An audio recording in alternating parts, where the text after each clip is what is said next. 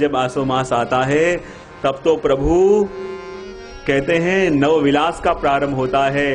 प्रभु ये वो दिन है जिस दिन प्रभु आपने प्रथम वेणुनाद किया, मुरली के पद आते हैं और आसो मास का प्रारंभ हुआ प्रथम विलास।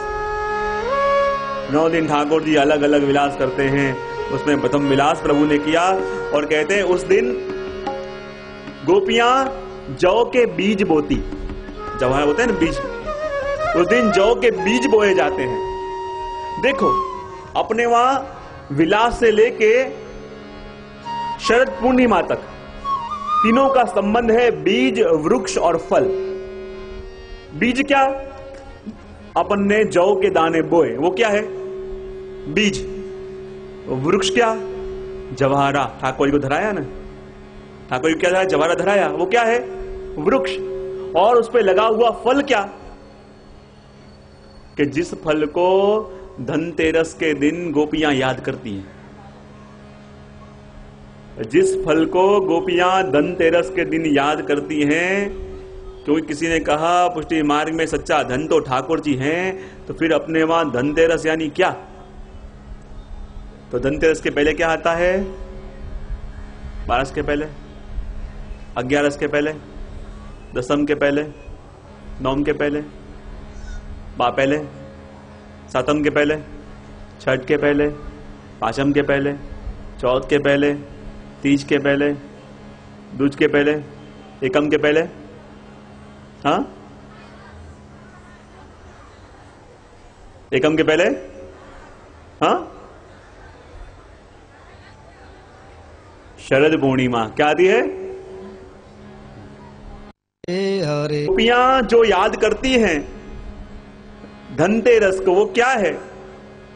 क्योंकि बीज बोया वो तो है बीज, जवाहरा उगा वो है वृक्ष, और शरद है फल। इसलिए धनतेरस के दिन जब पद गाए जाते हैं तो उसमें धन की वर्णना नहीं, पर गोपियां क्या कहती हैं कि ये धनतेरस नहीं पर धन्य तेरस। शरद में ठाकुर जी ने गोपियों को जो रस का अनुभव कराया, उसी रस का स्मरण गोपियां करती हैं और कहती हैं हे प्रभु धन्य तेरस, वो रस धन्य है कि जो शरद के दिन आपने हमको अनुभव कराया। तो सबसे पहले जब विलास का प्रारंभ होता है बीज बोए जाते हैं। बीज क्या है? जौ का बीज। क्यों? क्योंकि ठाकुर या स्वामी जी के चरण के चिन्ह में एक चिन्ह है जौ का बीज, और उसी बीज को जब बोया गया, विरह का बीज बोया गया मुरली के पदों के द्वारा, जब उसमें सिंचन हुआ तो वही बीज अंकुरित होके बना वृक्ष यानी जवाहरा। और उस दशहरे के दिन ठाकुर जी को जवाहरा धराया गया। वो जवाहरा क्या है? जवहरा।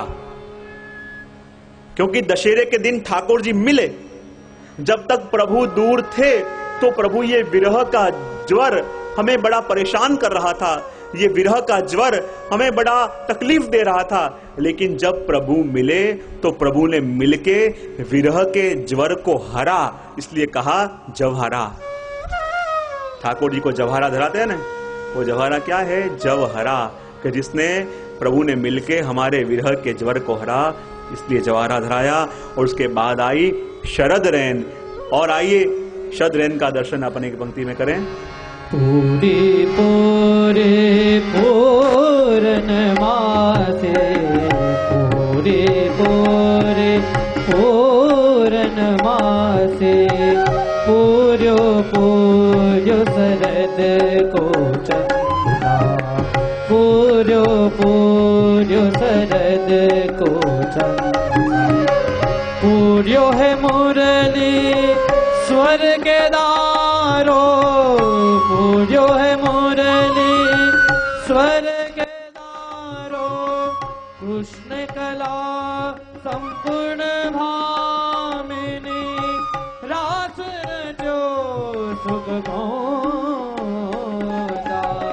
पूर्यो पूर्यो शरद को चंदा। शरद पूर्णिमा आई और उस दिन ठाकुर जी ने अपने जीवों के मनोरथों को पूरा किया। धीरे धीरे दिन व्यतीत होने लगे, धनतेरस गई, रूप चतुर्दशी गई, और आई दीपावली। दीपावली यानी दिल वाली। और जिस दिन दीप प्रगटे, ठाकुर जी हटड़ी में बिराजे, और हटड़ी यानी दुकान। ठाकुर जी दुकान लेके बिराजे कि जिसको जो चाहिए मेरे पास से मिलेगा। और कहते हैं उस समय कान जगाई करी गई, गाय को बुलाया गया, और दूसरे दिन एकम है, और एकम के दिन ठाकुर जी को अन्नकूट अरोगाया गया, और ठाकुर जी गोवर्धन पूजा करने के लिए पधारे। ठाकुर जी ने गोवर्धन पूजा करी। धीरे धीरे अपन आगे बढ़ते हैं। और जहां ठाकुर जी ने गोवर्धन पूजा करी, बाद में कार्तक मास के अंदर एकादशी आई, प्रबोधनी का उत्सव हुआ कि जिस दिन ठाकुर जी और तुलसी जी का विवाह कराया गया। शालिग्राम जी तुलसी जी का विवाह हुआ। तब से अपने वहां भी विवाह का उत्सव होता है, विवाह खेल का उत्सव होता है। ठाकुर जी अपने स्वामी हैं और ठाकुर जी के संग जीव का विवाह। उसके बाद धीरे धीरे समय जाने लगा, व्रतचर्या का भाव आया।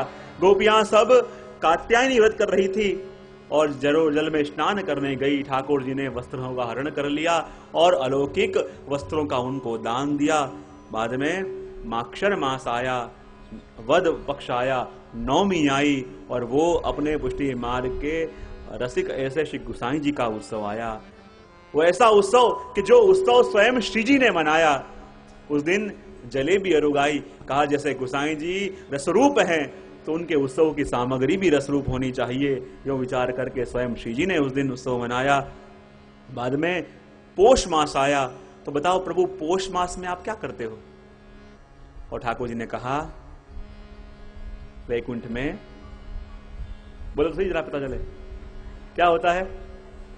सोने का सिंहासन होता है और उस पर ठाकुर जी बैठे होते हैं, पास में लक्ष्मी जी बैठे हुए होते हैं, बहुत सारे देवताएं स्तुति कर रहे होते हैं, और द्वार पे बस।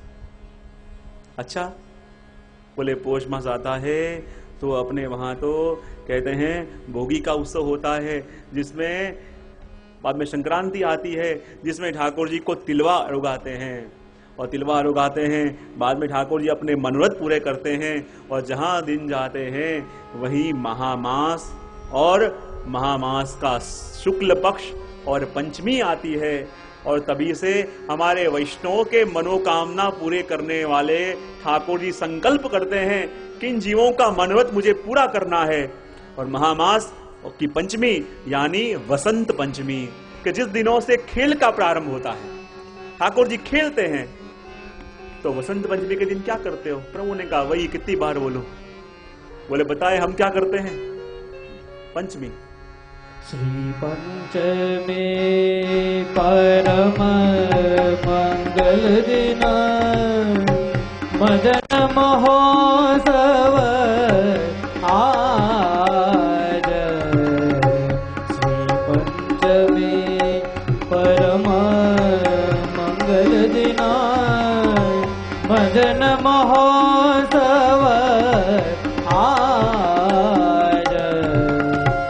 बसंत बनाए चल ब्रज बनीता, कर पूजा को साज।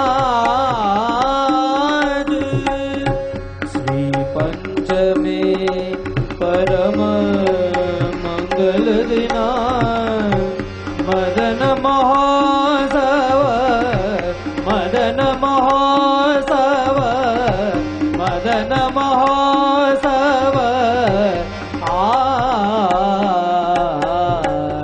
ठाकुर जी को सफेद वस्त्र धराते हैं और वसंत बिहारी लाल के